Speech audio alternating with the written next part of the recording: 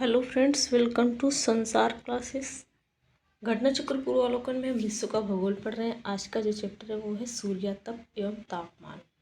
सूर्य तप एवं तापमान से रिलेटेड सारे फैक्ट को पढ़ेंगे, उसके बाद क्वेश्चन को सॉल्व करेंगे। तो फ्रेंड्स, यदि आप मेरे चैनल पर नए हैं तो प्लीज़ चैनल को सब्सक्राइब कर लीजिएगा। आपसे रिक्वेस्ट है कि चैनल मेरा छोटा है, नया है, तो प्लीज़ चैनल को सपोर्ट करें, आगे ले चलने में आपसे रिक्वेस्ट करते हैं। प्लीज़ हमारे चैनल को आगे बढ़ाने में मदद करें। आने वाले सभी एग्जाम के लिए मोस्ट इम्पॉर्टेंट है सूर्य तप एवं तापमान। तो चलिए पढ़ते सूर्य तप एवं तापमान से रिलेटेड सारे फैक्ट को। वायुमंडल तथा पृथ्वी की सतह की ऊष्मा का प्रधान स्रोत सूर्य है। तो जो वायुमंडल है, वायुमंडल और पृथ्वी की सतह की जो ऊष्मा का प्रधान है वो कौन है? सूर्य है। सूर्य से गर्म होता है वायुमंडल और पृथ्वी। पृथ्वी के पृष्ठ पर प्राप्त होने वाली ऊर्जा का अधिकतम भाग लघु तरंग दैर्घ्य के रूप में आता है। तो पृथ्वी का जो पृष्ठ होता है, पृथ्वी का जो पीछे वाला भाग होता है, पृष्ठ पर प्राप्त होने जो ऊर्जा प्राप्त होती है उसका अधिकतम भाग कहाँ से आता है? लघु तरंग दैर्घ्य के रूप में आता है। अतः पृथ्वी को सूर्य से प्राप्त होने वाली लघु तरंग दैर्घ्य सौर ऊर्जा को आगामी और विकिरण या सूर्य तक इंसुलेशन कहते हैं। तो पृथ्वी को सूर्य से प्राप्त होने वाली जो लघु तरंग दैर्घ्य से ऊर्जा प्राप्त होती है उस सौर ऊर्जा को आगामी विकिरण या सूर्य तप कहते हैं। आगामी विकिरण या सूर्य तप कहते हैं। सूर्य की बाह्य सतह, फोटोस्फीयर जिसे कहा जाता है, से निकलने वाली ऊर्जा प्रायः स्थिर होती है। तो सूर्य की बाह्य सतह से जो ऊर्जा निकलती है वो स्थिर होती है। कैसी होती है? स्थिर होती, एक जगह पर होती है। इस तरह पृथ्वी की सतह के प्रति इकाई क्षेत्र पर सूर्य को प्राप्त ऊर्जा स्थिर रहती है। तो जो सूर्य के बाह्य सतह से ऊर्जा निकलती है वो स्थिर होती है।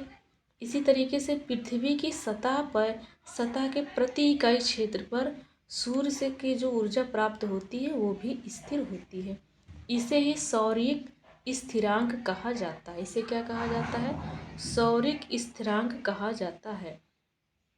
तो सिंपल सा बात कि सूर्य के बाह्य सतह से जो निकलने वाली ऊर्जा है वो स्थिर होती है। इस तरीके से पृथ्वी की सतह के प्रति इकाई क्षेत्र पर सूर्य की से जो ऊर्जा प्राप्त होती है वो भी स्थिर ही होती है पृथ्वी पर। इसी को ही सौरिक स्थिरांक कहा जाता है। सौरिक स्थिरांक कहा जाता है। सूर्य की ऊर्जा का स्रोत सूर्य का आंतरिक भाग है। सूर्य से जो ऊर्जा निकलती है उसका स्रोत क्या है? स्रोत मतलब वो ऊर्जा निकलती कहाँ से है? सूर्य से। तो वो सूर्य के आंतरिक भाग से निकलती है। तो सूर्य की ऊर्जा का स्रोत कहाँ से है? आंतरिक भाग से है, सूर्य के आंतरिक भाग से, जिसमें अत्यधिक दबाव एवं उच्च तापमान तथा नाभिकीय संलयन के कारण हाइड्रोजन और हीलियम में रूपांतरण होता है, जिस कारण ऊष्मा का जनन होता है। तो सूर्य ऊर्जा का स्रोत क्या है? सूर्य का आंतरिक भाग है जिसमें अत्यधिक दबाव है और तापमान भी उच्च है, तापमान भी ज़्यादा है, और नाभिकीय संलयन के कारण हीलियम और हाइड्रोजन में रूपांतरण होता है, जिस कारण ऊष्मा का जनन होता है। तो जो सूर्य का स्रोत है, सूर्य का ऊर्जा का स्रोत, उसका आंतरिक भाग है, उसमें बहुत अत्यधिक दबाव है, उच्च तापमान है, तापमान भी बहुत ज़्यादा है। तो इसके कारण क्या होता है? नाभिकीय संलयन उत्सर्जित होता है। उसके कारण हाइड्रोजन और हीलियम में रूपांतरण हो जाता है। तो दो गैस का रूप ले लेता है, एक हाइड्रोजन गैस और एक हीलियम गैस। तो इससे क्या होता है? ऊष्मा मिलती है। हाइड्रोजन और हीलियम से फिर ऊष्मा मिलती है। अब सूर्य तप का वितरण देख लेते हैं। तो सामान्य रूप में धरातल पर प्राप्त सूर्य तप की मात्रा भूमध्य रेखा से ध्रुवों की ओर कम हो जाती है। जो भूमध्य रेखा है पृथ्वी के बीच है, यहाँ पर सूर्य की रोशनी हमेशा ऑन टाइम सीधी रोशनी यहाँ पर पड़ती है। तो यहाँ पर क्या होता है? गर्म क्षेत्र होता है भूमध्य रेखा। जैसे जैसे उत्तरी ध्रुव या दक्षिणी ध्रुव की ओर जाएंगे तो क्या होगा? सूर्य तप कम मात्रा में होता जाएगा, इसलिए कि वहाँ पर सूर्य की किरणें बराबर नहीं पड़ती हैं, तिरछी पड़ती हैं। परंतु प्रत्येक अक्षांश पर प्राप्त सूर्य तप की मात्रा में भी कालिक परिवर्तन होते हैं। जितने भी अक्षांश है, जैसे ये पृथ्वी है, ये भूमध्य रेखा है, इसके उत्तरी में अक्षांश मिलेगा, दक्षिणी में भी अक्षांश मिलेगा, दक्षिणी गोलार्ध में भी। तो उसमें सूर्य तप की मात्रा में क्या होता है, कालिक परिवर्तन। कालिक मतलब होता है काल, मतलब समय, समय समय पर परिवर्तन होता रहता है। तो ये भूमध्य रेखा है। जब सूर्य कर्क रेखा पर रहेगा तो उत्तरी गोलार्ध में ज़्यादा तापमान रहेगा गर्मी के समय में, तो कालिक परिवर्तन हुआ कि नहीं, गर्मी के समय में इधर ज़्यादा।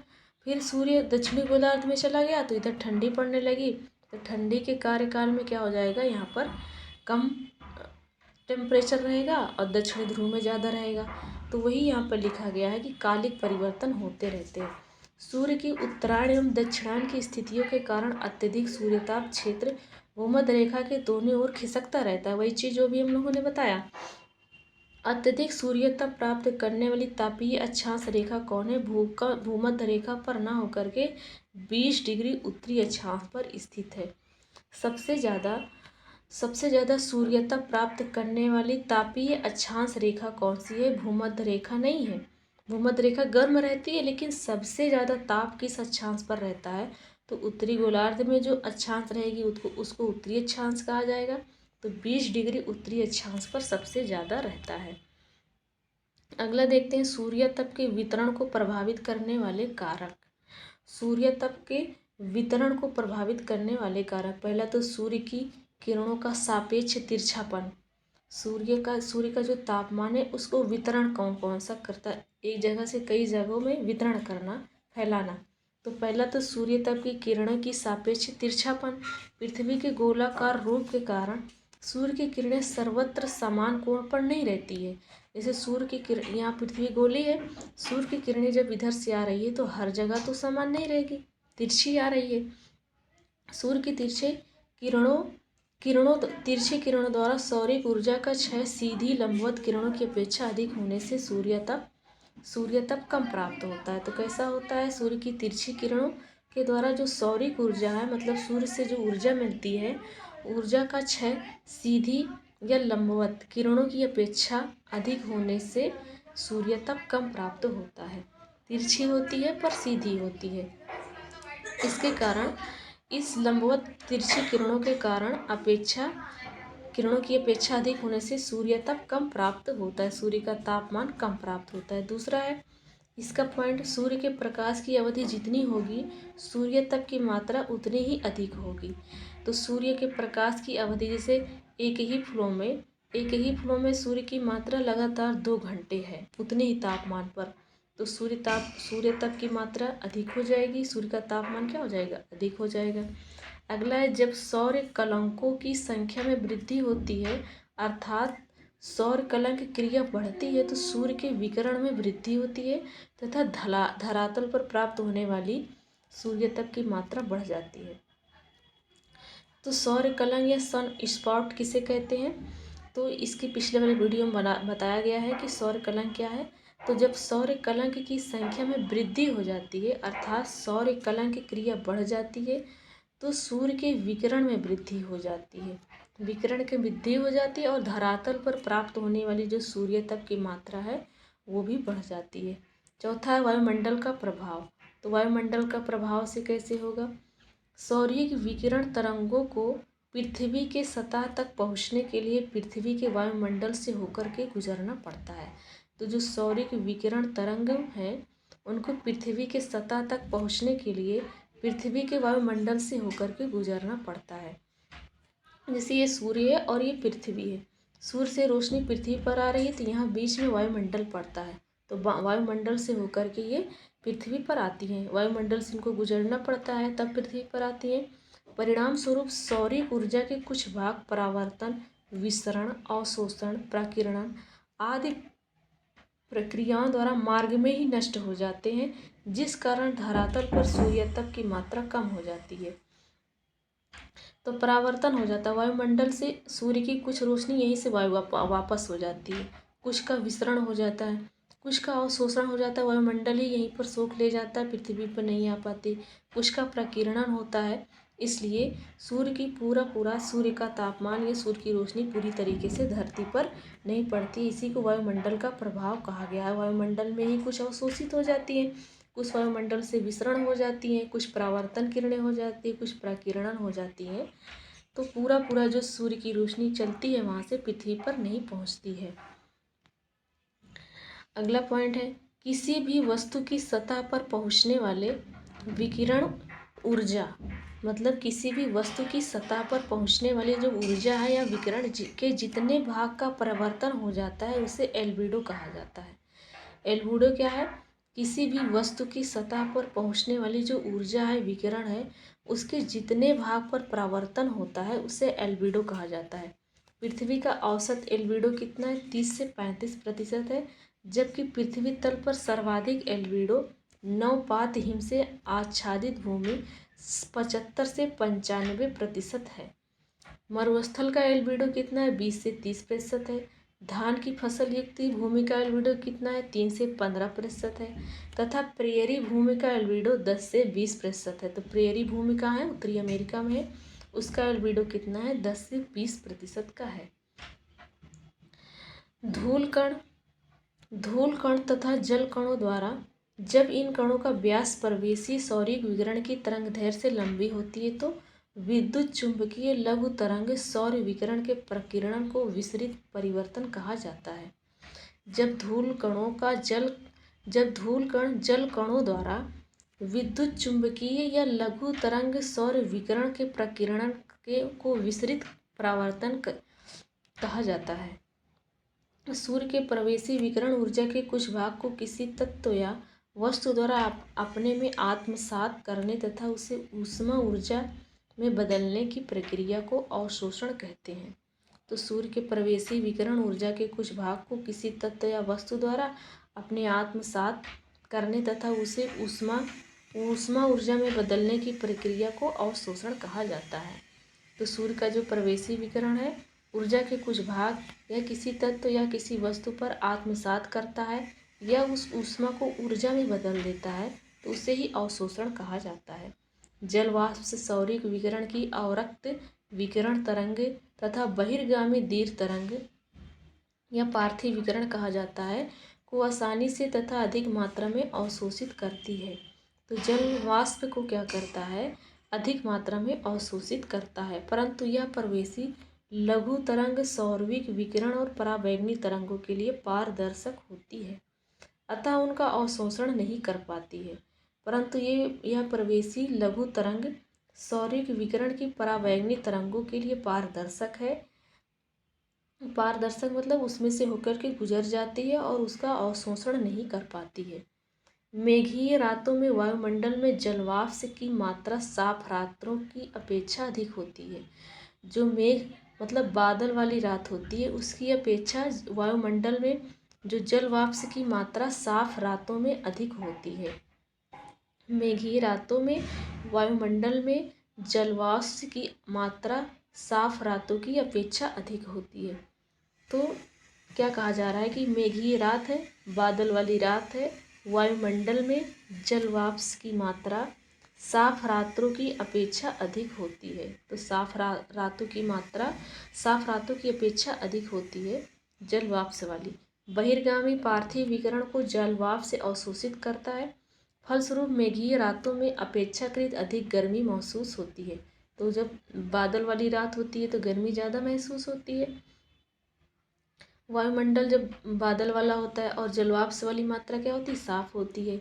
इसके अतिरिक्त साफ रातों में वायुमंडल में जलवाष्प की कमी के कारण रात्रि के समय पार्थिव विकिरण आसानी से शून्य में चला जाता है।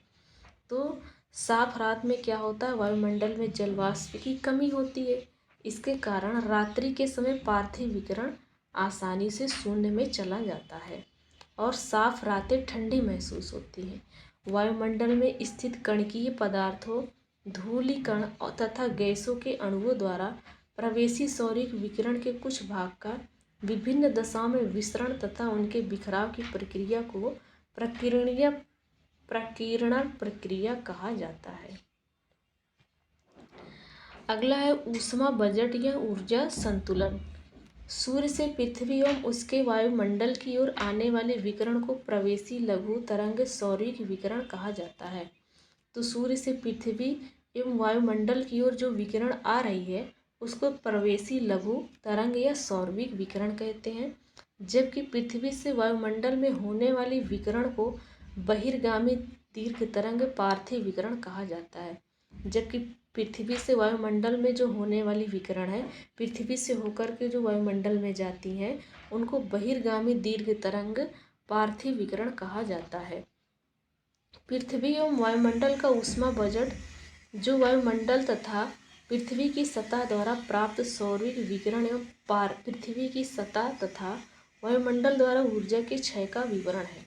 जो पृथ्वी एवं वायुमंडल का जो ऊर्जा बजट है, ऊष्मा बजट है, जो वायुमंडल तथा पृथ्वी की सतह द्वारा प्राप्त होता है सौर विकिरण एवं पृथ्वी की सतह तथा वायुमंडल द्वारा ऊर्जा क्षय के का विवरण है। इसे पृथ्वी एवं वायुमंडल का ऊर्जा संतुलन कहा जाता है। जीटी ट्रिवार्थ के अनुसार ऊष्मा बजट क्या है? प्रवेशी लघु तरंग सौरभिक विकिरण तथा पृथ्वी एवं वायुमंडल का ऊष्मा बजट। पृथ्वी अपने ऊर्जा का अधिकांश भाग सूर्य से लघु तरंग सौर विकिरण के माध्यम से प्राप्त करती है। तो पृथ्वी अपनी ऊर्जा कहाँ से प्राप्त करती है? सूर्य के लघु तरंग से। इस ऊष्मा ऊर्जा को 100% मान लिया जाता है या 100% उस सौरिक ऊर्जा को प्रदर्शित करता है जो पृथ्वी के वायुमंडल की बाहरी सीमा पर पहुंचती है। इस तरह पृथ्वी के वायुमंडल में प्रवेश होने वाली समस्त सौरिक ऊर्जा का 35% भाग, जिसमें से धूल कणों द्वारा 6%, बादलों द्वारा 27%, धरातलीय सतह से प्रत्यावर्तन 2% की प्रक्रियाओं द्वारा अंतरिक्ष में वापस लौटा दिया जाता है एवं वायुमंडल द्वारा ओजोन लेयर, ऑक्सीजन आदि द्वारा 14% भाग का अवशोषण कर लिया जाता है। पृथ्वी की सतह पर प्राप्त 51% ऊर्जा के अंतर्गत 34% ऊर्जा प्रत्यक्ष सौरिक विकिरण के रूप में तथा 17% ऊर्जा विसरित दिशा प्रकाश के रूप में प्राप्त होती है। वायुमंडल की ऊष्मा बजट के अंतर्गत 48% सौरभिक ऊर्जा होती है। वायुमंडल की ऊष्मा बजट कितना होती है? 48%, जिसमें 14% ऊर्जा प्रवेशी लघु तरंग सौरभिक विकिरण के अवशोषण से एवं 34% ऊर्जा बहिर्गामी दीर्घ तरंग पार्थिव विकिरण से प्राप्त होती है। तो देखिए मैप में लघु तरंग द्वारा सौर विकिरण, तो ये क्या है? पृथ्वी द्वारा अवशोषित कितना होता है? 34%। ये प्रत्यक्ष रूप से होता है। यहाँ पर बादल है और यहाँ से जो सूर्य कुल सौर विकिरण 100% हो रहा है और यहाँ पर विकिरण हो जाता है। फिर उसके बाद क्या मिलता है? बादल। बादल के बाद फिर प्रत्यक्ष रूप से कितना जाती है पृथ्वी पर? 34%। और यहाँ से क्या होता है? अंतरिक्ष द्वारा परावर्तित, बादल द्वारा 27, पृथ्वी द्वारा 2। जब बादल से लौट कर वापस जो जाती हैं, ये अंतरिक्ष द्वारा परावर्तित बादल में 27%, पृथ्वी में 2%, और जो डायरेक्ट पृथ्वी से वापस जाती हैं पृथ्वी द्वारा 2% है, और बादल से जो जाती है 27%। और ये जो हमारा ये क्या है? पृथ्वी द्वारा अवशोषित कर लिया जाता है 17%, और वायुमंडल द्वारा 14% वायुमंडल अवशोषित कर लेता है, और यहाँ से जो वापस जाती है वो अंतरिक्ष में जाती है, प्रकीर्णित होकर के 6% जाती है। अगला है बहिर्गामी दीर्घ तरंग पार्थिव विकिरण का ऊष्मा बजट। पृथ्वी भी अपनी सतह से दीर्घ तरंग के माध्यम से वायुमंडल में ऊर्जा का विकिरण करती है। पृथ्वी से होने वाले पार्थिव विकिरण को प्रभावी विकिरण कहा जाता है। तो जब पृथ्वी अपनी सतह से दीर्घ तरंग से माध्यम से वायुमंडल में ऊर्जा का विकिरण करती है, वायुमंडल में ऊर्जा को भेजती है, वापस करती है, तो पृथ्वी से जो होने वाले पार्थिव विकिरण है कि प्रभावी विकिरण, पृथ्वी से होने वाले पार्थिव विकिरण को प्रभावी विकिरण कहा जाता है। पृथ्वी द्वारा सूर्य से प्राप्त 51% ऊर्जा में से 23% ऊर्जा को धरातलीय सतह से दीर्घ तरंग विकिरण के रूप में वायुमंडल को लौटा देती है। 51% में से वायुमंडल को कितना लौटाती है? 23%। इस 23% विकिरण में 6% ऊर्जा का वायुमंडल द्वारा अवशोषण कर लिया जाता है। 23% पृथ्वी वायुमंडल को वापस करती है, जिसमें से 6% का अवशोषण कर लेती है वायुमंडल। बाकी के 17% ऊर्जा सीधे शून्य में चली जाती है। पार्थिव ऊर्जा का 9% भाग संवहन एवं प्रक्षोभ में खर्च हो जाता है और 19% ऊर्जा वाष्पीकरण में खर्च हो जाता है। यह ऊर्जा संघनन के बाद संघनन की गुप्त ऊष्मा के रूप में वायुमंडल को प्राप्त हो जाती है। पहले संघनन वाष्पीकरण होता है 19% का, फिर ये क्या होता है, वाष्पीकरण होकर के वायुमंडल में वर्षा द्वारा फिर वापस आ जाता है। इस तरह वायुमंडल द्वारा सूर्य में 14% तथा पृथ्वी से 34% प्राप्त कुल ऊर्जा 48% होती है, जो विभिन्न रूपों में विकिरण द्वारा शून्य में चली जाती है। तो वायुमंडल में 14% और पृथ्वी में 34%, तो कितना हो जाएगा, 48% प्राप्त होती है। देखिए, दीर्घ तरंगों द्वारा पृथ्वी का विकिरण, तो पृथ्वी से आंतरिक की ओर विकिरण कितना होता है, आंतरिक की ओर 17 और पृथ्वी के विकिरण कितना होता है 6, टोटल कितना है 23, 17 6 23।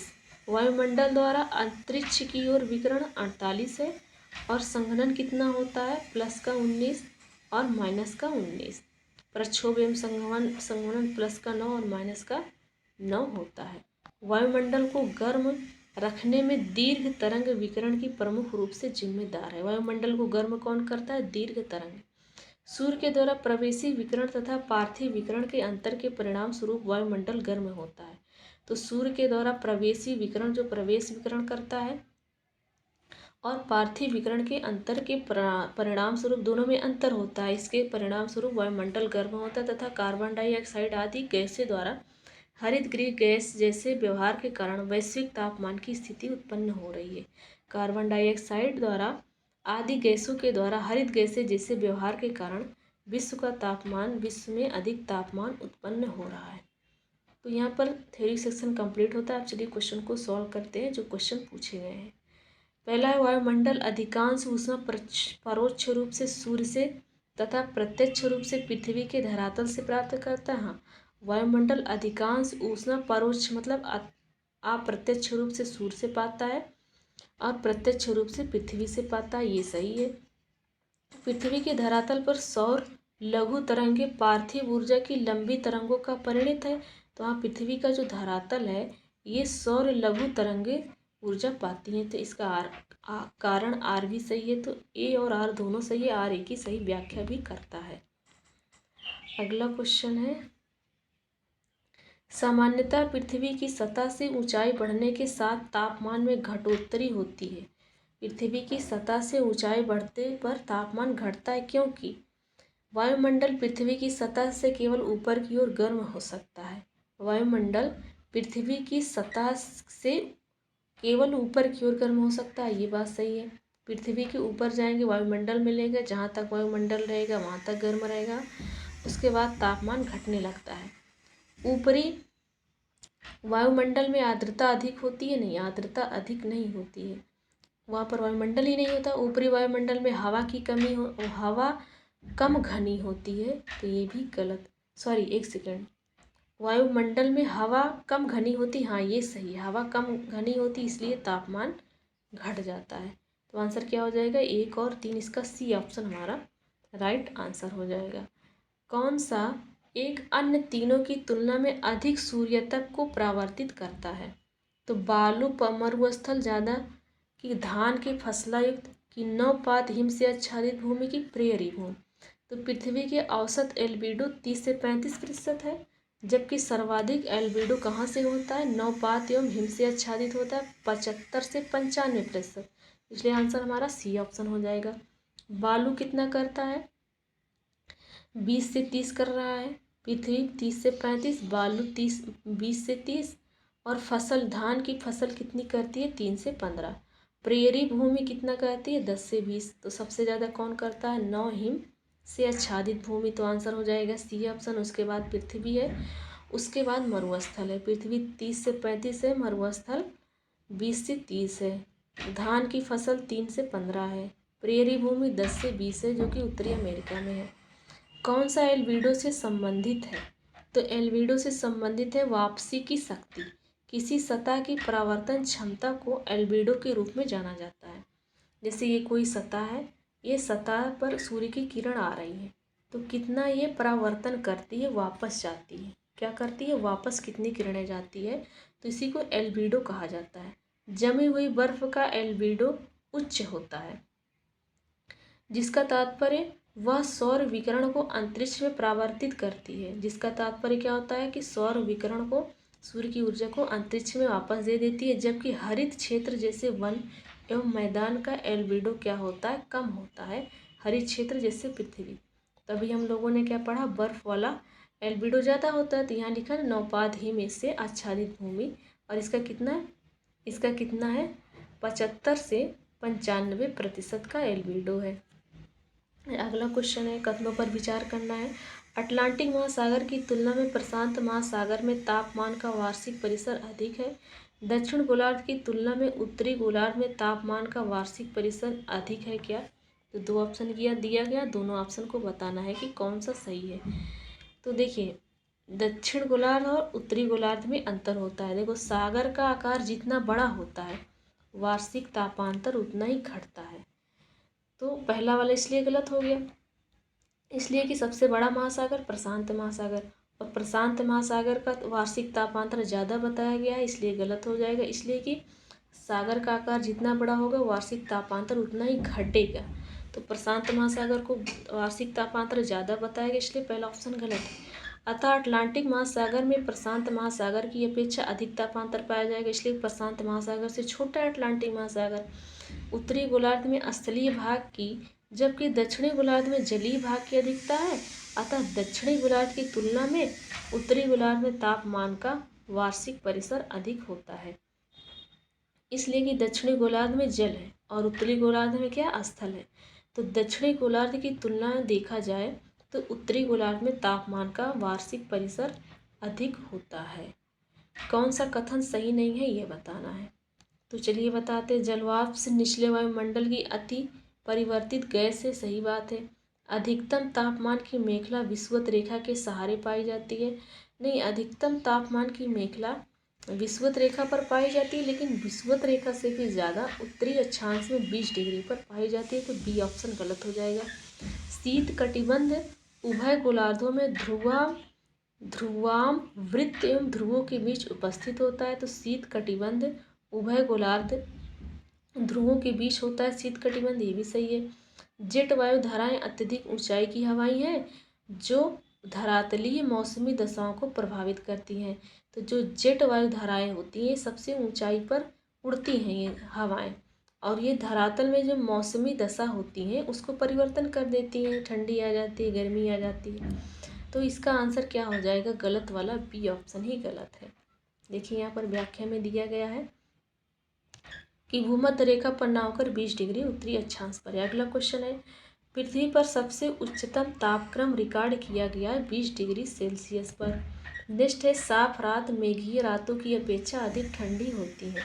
तो जो साफ रात होती है और मेघी रात मतलब कि बादल वाली रात में उमस होती है, गर्मी होती है, लेकिन जब मौसम साफ होता है तो ठंडा होता है। इसका क्या कारण है, इसका विकिरण का कारण है। विकिरण के कारण ये साफ रात मेघी रातों की अपेक्षा ठंडी होती है। तो फ्रेंड्स, यहाँ पर हमारा थ्योरी सेक्शन और पूछे गए क्वेश्चन कंप्लीट होते हैं। चलिए मिलते हैं नेक्स्ट वीडियो में। Thanks for watching.